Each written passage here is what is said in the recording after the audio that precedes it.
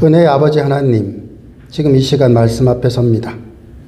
우리 생각을 멈추게 하시고 우리의 염려를 잠재우시며 성령의 부드러운 손길로 우리의 마음을 열어주옵소서. 주님, 각 사람에게 맞춤형 은혜를 주시는 분이시니 오늘도 말씀을 통하여 우리의 은혜가 무엇인지, 어디에서 다시 일어나야 하는지, 어떤 사람으로 세워지기를 원하는지를 깨닫게 하여 주시옵소서. 하나님께서 오늘 우리에게 주시는 그 말씀 우리가 선명하게 듣게 하시고 말씀을 듣는 모든 심령마다 위로가 흐르고 회복이 일어나며 세움이 있게 하여 주시옵소서. 예수님의 이름으로 기도드렸습니다. 아멘. 여러분, 12월입니다. 하나님의 은혜가 여러분들에게 함께 하시기를 주 이름으로 축복드립니다. 우리의 인생을 들여다보면 마음 한구석에 저절로 한숨처럼 흘러나오는 말들이 있습니다. 드라마 폭삭수가수다에 보면 이런 시가 나옵니다. 밥줘 하지마 개목심. 애미야 밥해라. 요거 밥. 나 밥. 엄마 밥. 밥줘 하지 마라. 옥심이 인생 밥 주다 다 갔네. 평생 가족밥만 하다가 자기 인생은 다 흘러가 버렸다는 한탄입니다. 그러나 그 밥이 없었다면 가족은 살 수 없었을 것입니다. 어머니의 인생은 밥 한 그릇에 녹아 있습니다. 그래서 이 시를 들으면 괜히 가슴이 먹먹해집니다. 그래, 인생이 이렇게 흘러가지. 우리 민요 이호도 산하에도 비슷한 정서가 담겨 있습니다. 우리 어멍 날적에 가시나무 몽고지에 손에 괭이 박으라고 날 놨던가. 이호도 사나. 이 노래를 해석하면 가시나무로 된 노 손잡이에 손에 못이 박히도록 피나게 고생이나 하라고 나를 낳았던가. 그러면서 그 노래는 세상 사람이 이렇게 많은데 왜 나는 이렇게 고된 인생을 살게 되었나 합니다. 어찌 보면 어머니를 원망하는 말처럼 들리기도 합니다. 그러나 사실은 그렇지 않습니다. 내 팔자가 이렇게 사나와 깊은 물속까지 들어가 물질을 하며 살아야 하는구나. 이런 자기 인생에 대한 깊은 탄식입니다.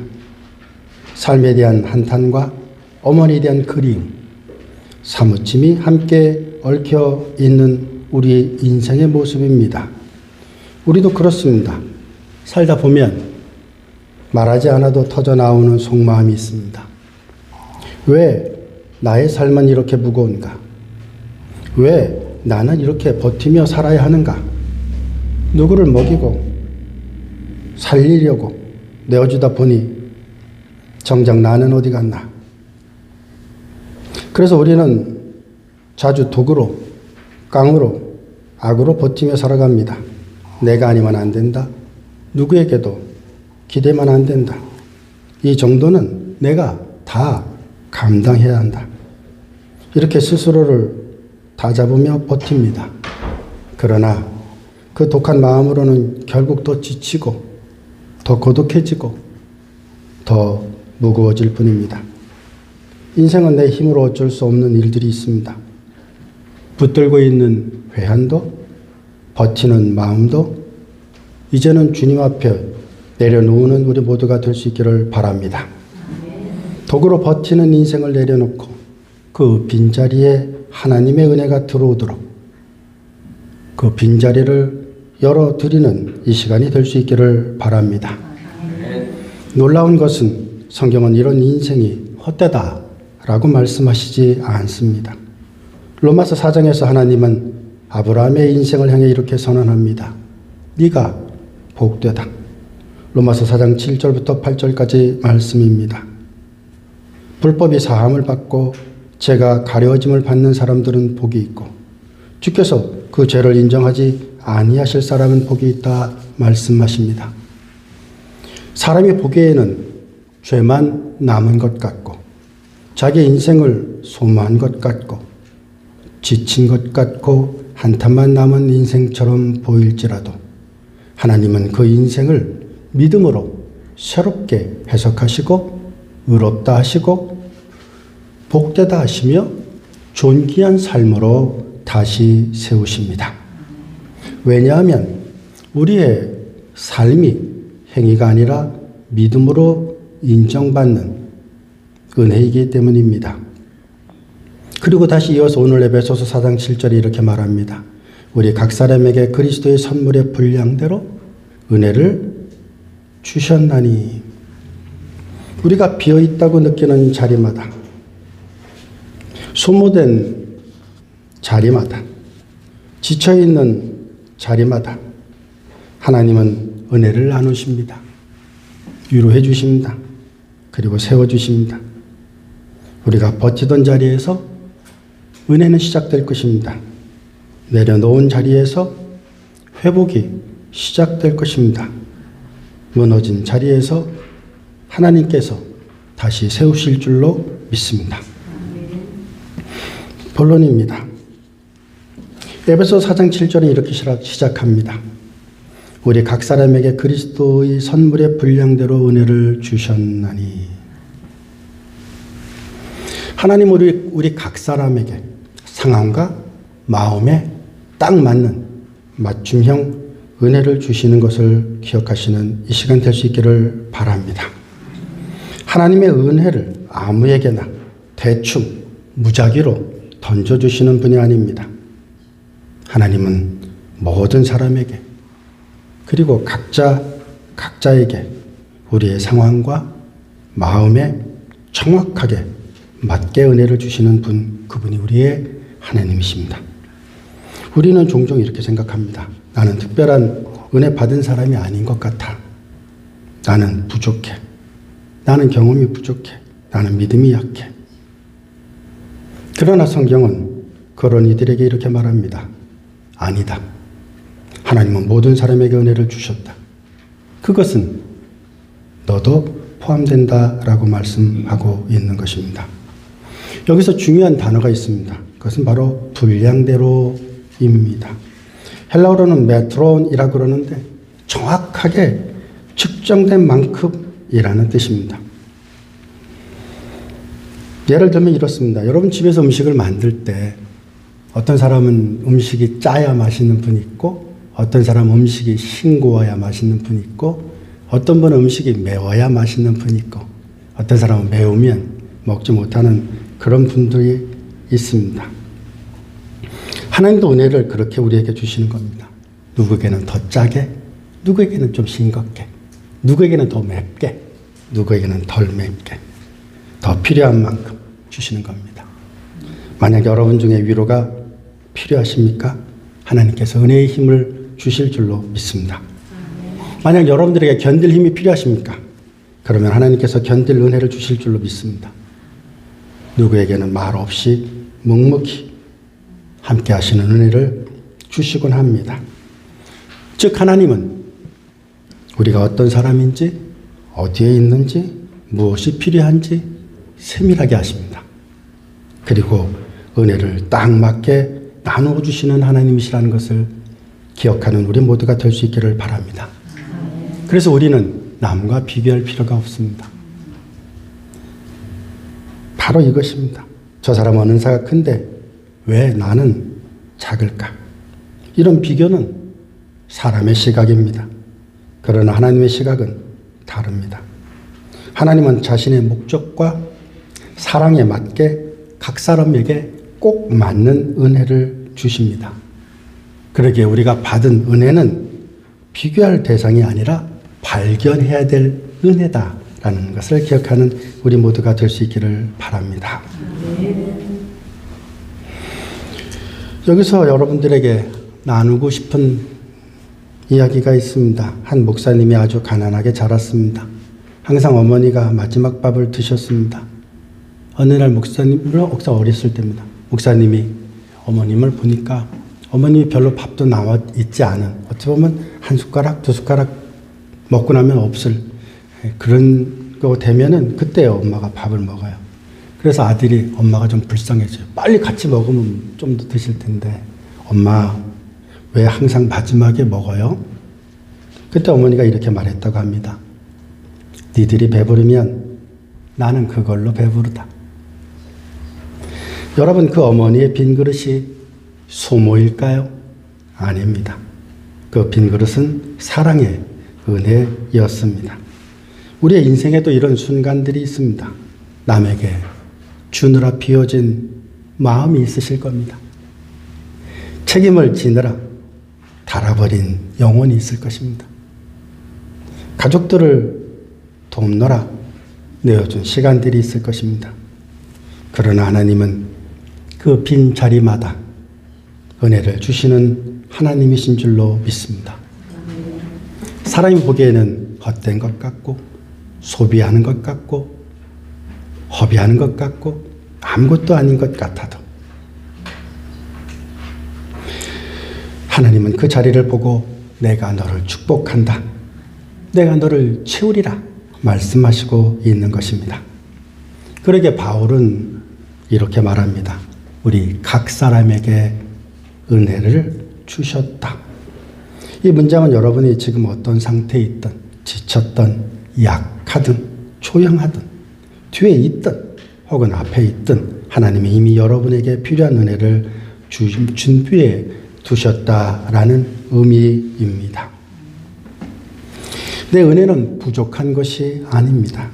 내 은혜는 하나님이 나에게 딱 맞게 준비하신 맞춤 은혜입니다. 남의 은혜는 나에게 맞지 않습니다. 나의 은혜가 바로 내가 걸을 길에 꼭 필요한 은혜입니다. 따라서 우리는 비교하지 말고 불안해하지 말고 열등감에 빠질 필요도 없습니다. 하나님은 이미 나에게 우리에게 꼭 필요한 은혜를 주셨음을 기억하는 이 시간 될 수 있기를 바랍니다. 이것이 바울이 말한 첫 번째 진리입니다. 하나님은 우리 각 사람에게 그리스도의 선물의 분량대로 각 사람에게 꼭 맞은 분량대로 은혜를 주셨음을 기억하는 이 시간 될 수 있기를 바랍니다. 두 번째입니다. 하나님은 우리를 위로하여 다시 일으켜 세우십니다. 바울은 시편 68편을 인용해서 이렇게 말합니다. 에베소서 4장 8절입니다. 그가 사로잡힌 자를 사로잡고 사람들에게 선물을 주셨다. 이 말씀은 이런 뜻입니다. 나쁜 왕이 나라에 쳐들어와서 착한 사람들을 잡아 옥에 가두어 두었는데 그때 더 착하고 강한 왕이 와서 그 나쁜 왕을 무찌르고 감옥 열쇠를 가지고 와서 사람들을 꺼내 준다는 모습입니다. 바울은 이 장면을 설명하면서 이렇게 말씀하고 있습니다. 예수님이 바로 그 승리의 왕이시다. 죄와 사망은 우리를 마치 감옥 같은 곳에 거두어 두는 나쁜 왕과 같습니다. 우리의 마음을 묶고 우리의 기쁨을 앗아가고 우리 인생을 포로처럼 잡아두려고 했습니다. 하지만 예수님은 십자가와 부활로 그 사단의 권세, 사망의 권세, 악의 권세를 완전히 이기셨습니다. 감옥의 문을 부수고 열쇠를 빼앗아 우리를 자유하게 하셨음을 기억하는 우리 모두가 될 수 있기를 바랍니다. 그래서 바울은 우리에게 말씀하시기를 하나님께서 우리에게 선물을 주셨다 말씀합니다. 그 선물이 바로 은사입니다. 여기서 중요한 것은 이것입니다. 은사는 능력의 상징이 아니라는 겁니다. 하나님이 우리에게 주시는 위로의 증거라는 것입니다. 은사는 내가 너를 붙잡고 있다라는 주님의 따스한 손길인 것입니다. 우리 인생이 지치고 무너질 때마다 주님은 은사를 통해서 일어나라. 나는 너와 함께 있다. 말씀해 주시고 있는 것입니다. 여러분, 우리가 인생을 살다 보면 스스로 이렇게 생각할 때가 있습니다. 나는 이제 너무 짧아졌다. 너무 지쳤다. 너무 늙었다. 나는 힘이 없다. 내가 뭘 더 할 수 있겠단 말인가? 이런 마음을 닮은 예화가 하나 떠오릅니다. 한 선생님이 아주 짧아진 몽당 연필을 계속 쓰고 있었습니다. 학생이 그것을 보고 말했습니다. 선생님, 이 연필은 이제 너무 짧아요. 이제 버려야 되는 거 아닐까요? 그러자 선생님은 조용히 책상에서 볼펜 몸통을 꺼냅니다. 여러분들도 어린 시절에 몽당 연필 볼펜 몸통에 꽂아 써보셨죠? 다 꽂습니다. 그리고 선생님이 이렇게 말합니다. 얘야, 몽당 연필은 버리는 게 아니란다. 짧아졌다는 건 그만큼 열심히 글을 쓴 흔적이야. 이렇게 연결해 주면 다시 새 연필처럼 쓸 수 있어. 짧아졌다고 쓸모없는 것이 아니야. 다시 연결하면 더 오래, 더 편하게 쓸 수 있단다. 사랑하는 여러분, 우리 인생도 몽당 연필 같습니다. 많이 깎여 나갔고, 많이 써버렸고, 이제는 길이가 짧아 보여서 나는 끝난 것 아닌가 생각될 때가 있습니다. 그러나 주님은 오늘 이렇게 우리에게 말씀합니다. 아니야. 너는 버릴 연필이 아니야. 내가 너를 다시 연결하겠다. 내 은혜로 너를 길게 만들겠다. 그리고 너를 통해 더 깊은 글을 쓰겠다 말씀합니다. 그것이 에베소서 4장 10절 말씀입니다.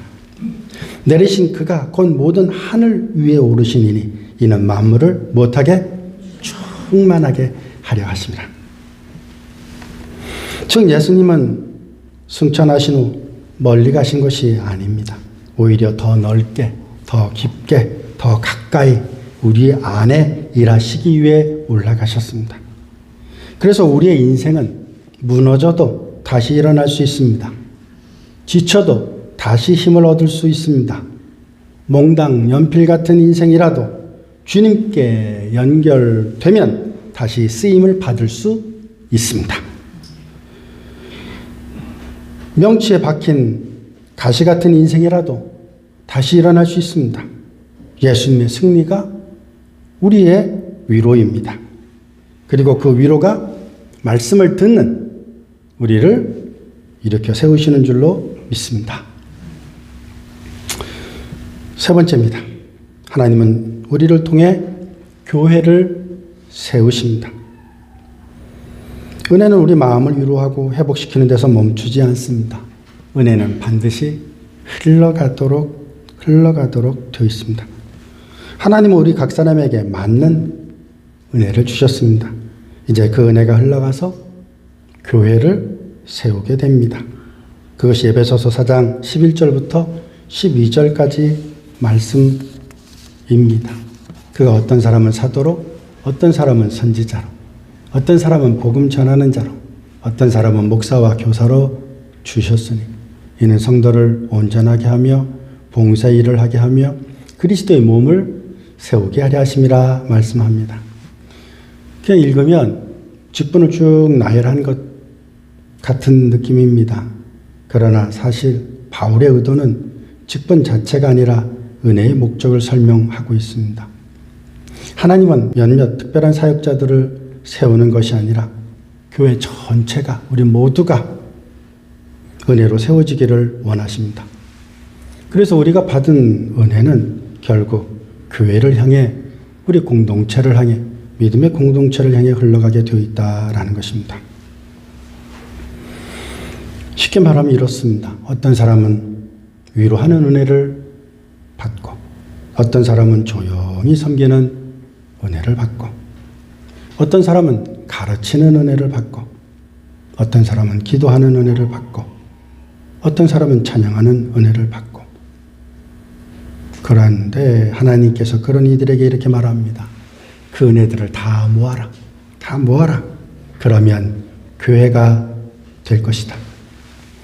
여러분, 우리 아파트 앞에 현재 건물을 짓고 있습니다. 이 건물을 짓는 걸 보니까 어떤 사람은 콘크리트를 깔고, 어떤 사람은 나무 기둥을 세우고, 어떤 사람은 지붕을 하고, 또 어떤 사람은 벽을 하고, 어떤 사람은 페인트를 하고, 또 전기를 넣고, 그렇습니다. 각자 달라요. 그중 하나라도 빠지면 집이 incomplete, 완성되지 않습니다. 집이 완성이 된 이유는 사람이 위대해서가 아닙니다. 각자 자신의 맡은 역할에 최선을 다했기 때문입니다. 교회도 똑같습니다. 눈에 띄는 섬김만 교회를 세우는 것이 아닙니다. 하나님이 여러분에게 주신 은혜의 자리가 교회를 세우는 줄로 믿습니다. 헨리 나우인의 스토리가 있습니다.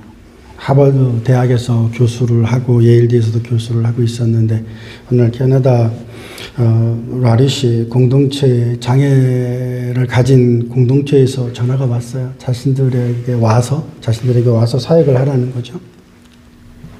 그는 기도를 했고 그리고 라리시 공동체를 향해 갔습니다. 하버드 교수였는데 그걸 내려놓고 간 거예요. 그는 생각했습니다. 야, 내가 너희들을 섬긴다. 내가 너희들에게 하나님 은혜를 전한다. 그런 프라우드가 있었어요.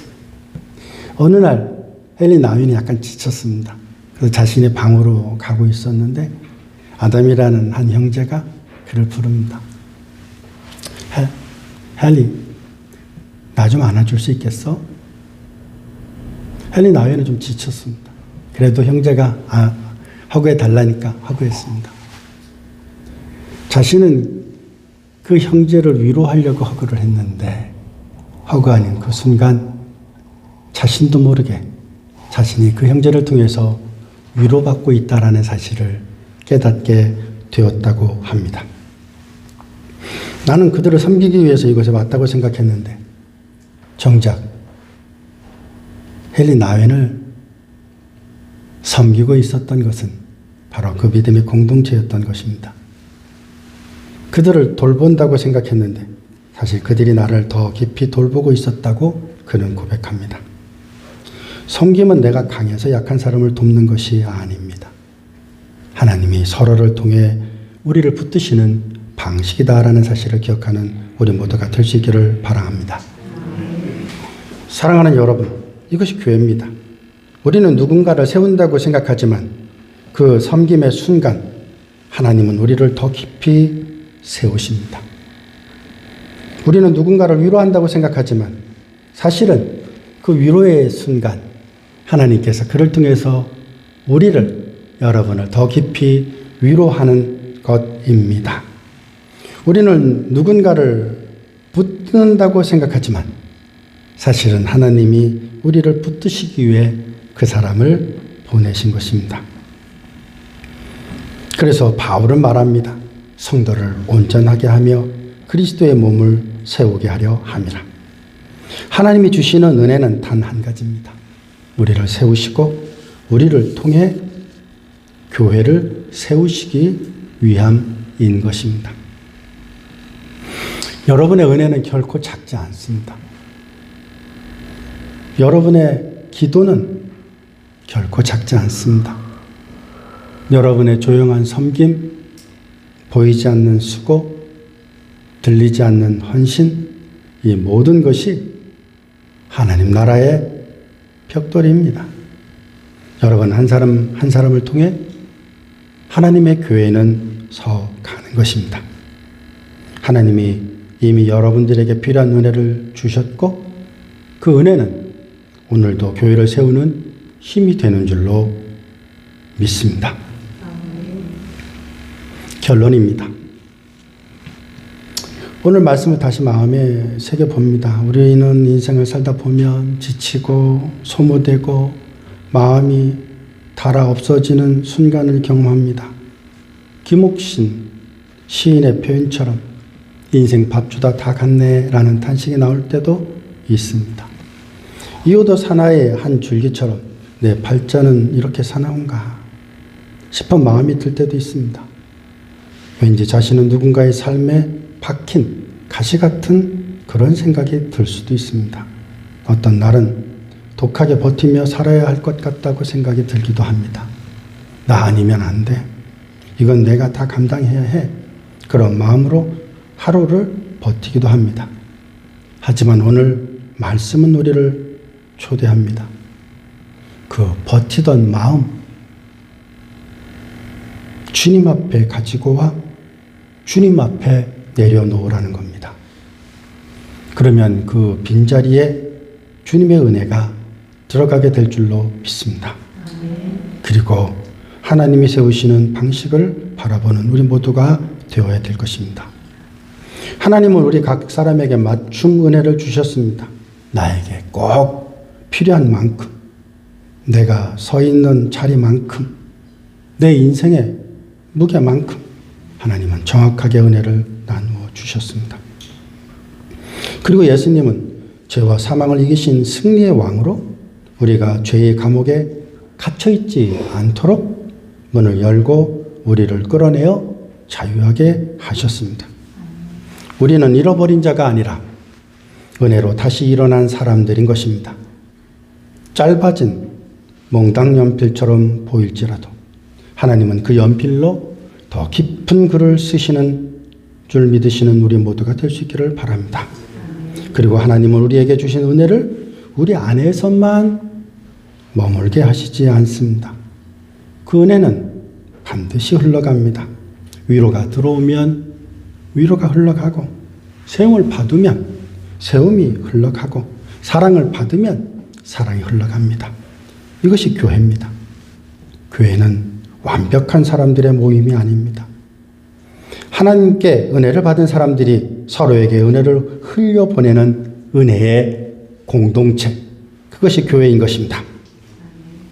헬린 아윈이 고백했던 것처럼 우리는 누군가를 섬긴다고 생각하지만 사실은 그 사람을 통해 하나님께 섬김을 받고 있는 것입니다. 우리는 누군가를 위로한다고 생각하지만 정작 하나님은 그 순간 우리를 더 깊이 위로하고 계신다는 사실을 기억하십시오. 교회는 은혜로 세워집니다. 크고 화려한 일로 세워지는 것이 아닙니다. 조용한 섬김, 보이지 않는 기도, 작은 손길, 하나님이 주신 은혜 한 조각이 서로에게 흘러가면서 교회는 세워지는 것입니다.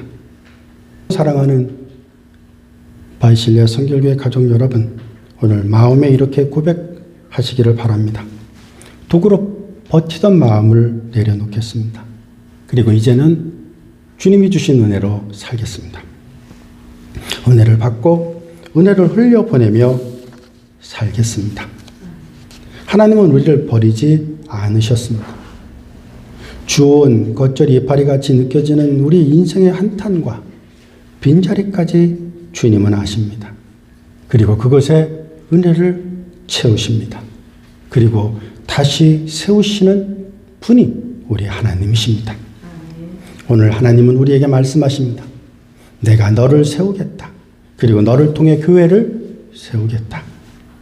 여러분, 이 은혜로 나아가는 우리 모두 될 수 있기를 바랍니다.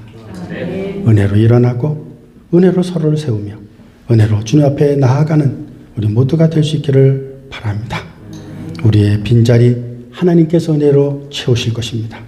우리는 그 은혜를 통해 하나님의 교회, 하나님이 사랑하는 교회, 목숨을 주고 주신 그 교회 함께 세우는 우리 믿음의 공동체가 될 수 있기를 소망합니다.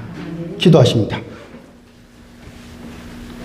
주님, 우리의 인생이 짧아지고 지쳐 보일 때라도 주님은 우리를 버리지 않으시고 다시 연결하시며 다시 세우시며 다시 사용하심을 깨닫게 하여 주셔서 감사드립니다. 우리의 부족함과 연약함 속에서도 하나님의 은혜를 나누어 주시고 우리에게 위로를 주시고 우리로 하여금 교회를 세우는 자가 되게 하여 주시옵소서. 오늘 받은 말씀이 그저 귀로 스쳐 지나가는 말이 아니라 우리의 삶을 붙들고 이끄는 능력이 되게 하시고 각자에게 주신 은혜가 가정에서, 일터에서, 학업에서, 교회에서 흘러가고 열매 맺게 하여 주시옵소서. 주님, 독하게 버티던 마음 이제 주님 앞에 내려놓고 이제 은혜로 살게 하옵소서. 예수님의 이름으로 기도드렸습니다. 아멘.